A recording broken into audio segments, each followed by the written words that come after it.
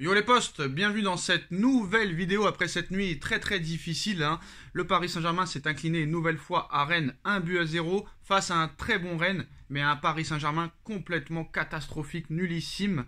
On va parler avec Nono de tout ça. Salut Nono. Salut Sacha. Alors Nono, avant de parler encore des problèmes qui se passent au Paris Saint-Germain et des problèmes qui pourraient y avoir encore plus graves dans les prochaines semaines, Al Nasser négocie pour recruter Keylor Navas. Selon Marca, le gardien du Paris Saint-Germain est la priorité du club saoudien. Le dossier pourrait être bouclé dès cette semaine d'après le média espagnol. Donc le Paris Saint-Germain va en profiter, vu qu'il y a un match amical le 19 janvier prochain. Le match en Arabie Saoudite va rapporter un peu plus de 10 millions d'euros au Paris Saint-Germain. Donc non seulement tu as tué le meilleur gardien du monde, qui l'était encore il n'y a même pas un an, et en plus de ça, tu donnes ta priorité à un match en Arabie Saoudite contre l'équipe à Ronaldo pour faire de l'oseille plutôt que de t'occuper de l'actuel Paris Saint-Germain qui est en grande difficulté. Ce match-là va intervenir, Nono, deux jours avant le match de lundi prochain face au pays de Cassel. Je ne sais même pas d'où c'est. Apparemment, c'est à côté de Lens. Ça se jouera à Bollaert. Mais tu as un match amical qui va rapporter des dizaines de millions d'euros. Donc le match de Coupe de France, on le met de côté. Vu que c'est une régionale 8, tu vas t'en sortir. Sauf problème, c'est que toutes les stars seront sur le terrain contre Al Nasser 2 jours ou 3 jours avant ce match de Coupe de France. Donc très clairement, peut-être qu'il y aura beaucoup de forfaits. Normalement, contre Pays de Châtel, Nono, ça devrait le faire. Mais quand tu vois ce qui se passe à l'heure actuelle, même contre Pays de Châtel, tu n'es pas confiant. Alors, qu'est-ce que tu penses déjà de ce match prévu quelques jours avant un match de Coupe de France? Et qu'est-ce que tu penses, encore une fois, du départ probable de Keylor Navas, en plus de ça, dans un club saoudien, alors que tu aurais pu peut-être le vendre 5 ou 10 millions d'euros si tu avais des gens compétents à ta disposition? Eh ben Sacha, on continue dans le n'importe quoi, au lieu de se préparer au camp des loges, de voir ce qui va pas, essayer de mettre le turbo pour améliorer tout ça. Eh ben non, qu'est-ce qu'on va faire? On s'en va en Arabie Saoudite, match amical, pourquoi? Pour prendre 10 millions d'euros. Bon, c'est pas ça qui arrangera la trésorerie, à mon avis. Donc, on continue dans le n'importe quoi. Quant à Navas, Navas, il y a un moment, il fallait qu'il joue un peu. Bon, il finit sa carrière là-bas. Peut-être que ça enlèvera du poids à Donnarumma. C'est la seule chose à peu près positive que je vois là-dedans. Voilà, c'est tout. Voilà, on continue dans le n'importe quoi. Pour moi, c'est pas une chose positive parce que Keylor Navas, très clairement, était supérieur à Donnarumma. Mais bon, comme tu l'as dit, ton argument est pas mauvais. Si jamais Navas s'en va, peut-être que Donnarumma sera meilleur. Alors non, on va parler un petit peu du championnat. On va même pas parler de la Ligue des Champions. Parce que la Ligue des Champions, on va le droit au massacre, très clairement.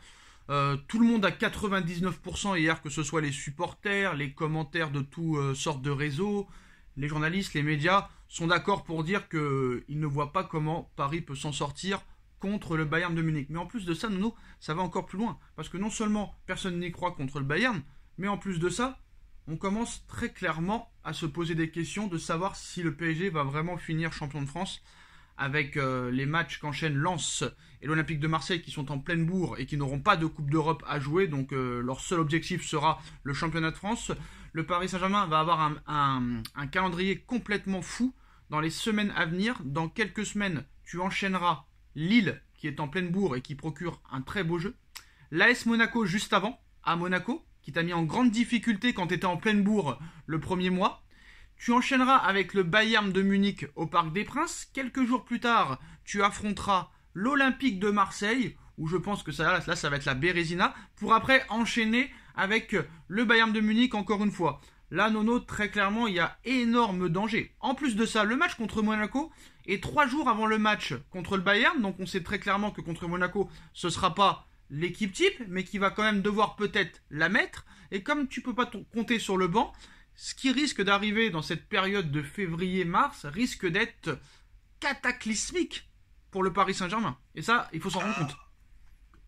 Moi Sacha, je vais te dire franchement, je suis très pessimiste. Là on peut le dire, d'habitude on dit tous les feux sont au vert quand ça va bien, mais là les feux sont pas du tout au vert. Donc moi je suis très pessimiste pour la suite, même pour le championnat de France, vu le contenu qu'il nous propose en ce moment. Comme je t'ai dit hier, je vois pas par quel coup de baguette magique d'un seul coup on va se trouver un milieu de terrain, on va courir, on va mettre de l'intensité, il va y avoir du liant dans l'équipe, je vois pas par quel miracle. Donc comme d'habitude, il faudra Je parle que pour la Ligue 1. Il faudra compter sur un grand Mbappé et un grand Messi. Je pense que Neymar, ça y est, c'est fini. Dieu sait que je l'ai beaucoup défendu pour son très beau début de saison. Mais là, il s'est foutu de notre gueule. Tout simplement. Là, il s'est foutu de notre gueule. Et ce qu'on pensait, malheureusement, est arrivé. Il s'était préparé pour la Coupe du Monde. Son objectif, c'était pas le PSG, c'était la Coupe du Monde. Voilà, il en a rien à foutre du PSG, comme beaucoup de joueurs n'en ont rien à foutre du Paris Saint-Germain. Donc le Paris Saint-Germain qui veut recruter, qui veut prolonger Marquinhos, qui est de moins en moins bon et de plus en plus catastrophique, pourquoi pas. On a prolongé Marco Verratti, qui maintenant depuis quelques mois ne montre strictement plus rien sur le terrain et qui enchaîne les blessures, pourquoi pas. On a prolongé Neymar jusqu'en 2027, l'année dernière, Neymar jusqu'en 2027, pourquoi pas lui proposer aussi 15 ans de contrat, encore une fois, et 15 ans de salaire. Pourquoi pas prolonger Messi jusqu'en 2030 aussi. Et très clairement, Nono, pourquoi pas aussi prolonger Sergio Ramos, c'est ce qu'ils veulent apparemment, parce que Ramos, apparemment, serait très important dans le vestiaire. Ça nous rappelle un petit peu Buffon en 2018. On a l'impression que le PSG et ses joueurs ont besoin d'une assistante sociale. Très clairement, moi je dis la vérité, Nono réagira. Si très clairement, le Paris Saint-Germain prolonge Ramos dans les prochains mois, qui on dirait qu'il est sur une fauteuil roulant à ce moment, très clairement, si Ramos prolonge, je pense que là, le Paris Saint-Germain non seulement se fout de la gueule du monde des supporters, mais a quitté très clairement toute perspective de football. Parce que là, très clairement, ce serait une honte totale. Ah bah Sacha, écoute, tu peux te faire du souci, parce que moi je t'annonce qu'ils vont prolonger Ramos, ils vont prolonger Marquinhos, Verratti ça a été fait, tu vas récupérer tous les mecs en prêt que ça se passe mal, les Kurzawa, tu vas récupérer Draxler, Wijnaldum, je sais pas comment ça va se passer, les mauvais choix que tu as fait au mercato cet été, tu vas pas savoir quoi en faire. Donc voilà, c'est le bordel complet. Tu ne peux, malgré que tu sois supporter, tu ne peux pas avoir un brin d'optimisme pour la suite. Et pour moi, Nono, j'ai pas peur de le dire, mais vu combien il a coûté, vu le salaire qu'il touche, je pense que pour moi, Neymar est la plus grosse escroquerie et le plus gros flop de l'histoire du football. C'est mon avis. Voilà. Ah oui, par rapport au prix, par rapport à ce qu'il a apporté, c'est une calamité que c'est pas possible. Quel gâchis, quel talent, quel gâchis, j'arrive pas à comprendre. Et moi Nono, je vais te dire la vérité, moi j'ai vu des choses hier, à la fin du match, entre Messi, Mbappé, Messi, Neymar, et je pense que Mbappé en a ras le cul des deux, c'est mon avis. Moi j'ai vu hier ce qui s'est passé, je vois qu'hier il a raté une occasion à la fin, même s'il était hors jeu, complètement inratable. Le mec, je pense qu'il a qu'une envie, c'est très clairement de se barrer, qu'il regrette d'avoir prolongé et qu'il y a des divergences entre lui et Messi et lui et Neymar et que ça marchera pas. Il n'y a pas de cohésion. Et puis Galtier, je suis désolé, Galtier ou pas Galtier, même si c'est peut-être pas 100% de sa faute vu qu'on a des dirigeants complètement incompétents qui ne comprennent rien au football. Campos, on nous a expliqué quand il est arrivé que c'était le Messi, qu'il allait sauver le Paris Saint-Germain, que c'est lui qui allait tout révolutionner. Tu parles, il fait encore pire que les autres. Mais Galtier, Galtier malheureusement, Nono n'a pas le niveau. C'est comme si moi tu me donnais un contrôle de maths, j'ai pas le niveau pour faire ce contrôle de maths, c'est pas possible. Galtier, non seulement il n'a pas le niveau, mais il raconte beaucoup de bêtises. Son discours de début de saison, faut déjà l'oublier. Bon, Galtier, hier, qu'est-ce qu'il nous a fait, Pochettino? Qu'est-ce qu'il a fait? Au lieu de sortir Neymar, il te sort le petit jeune. C'est grave. Qui a peut-être été le moins mauvais. Alors, quand tu vois ça, tu te dis, bon... Mais tous les autres coachs faisaient ça, Nono. Voilà. Tous les autres coachs faisaient ça, c'est peut-être qu'on lui interdit de le faire. Peut-être. En première partie de saison, Nono.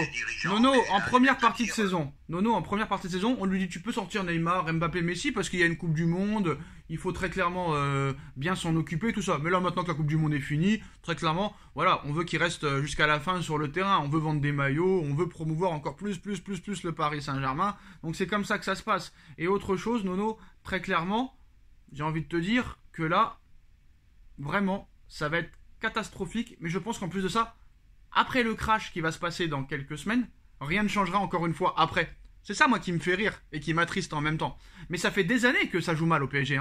Ça fait des années, ça fait pas 3 mois, ça fait des années. Depuis qu'Emery est parti, il n'y a plus aucun jeu dans cette équipe.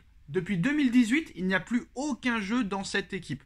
Il n'y a plus rien. C'est le néant total. Ah moi ce qui m'agace le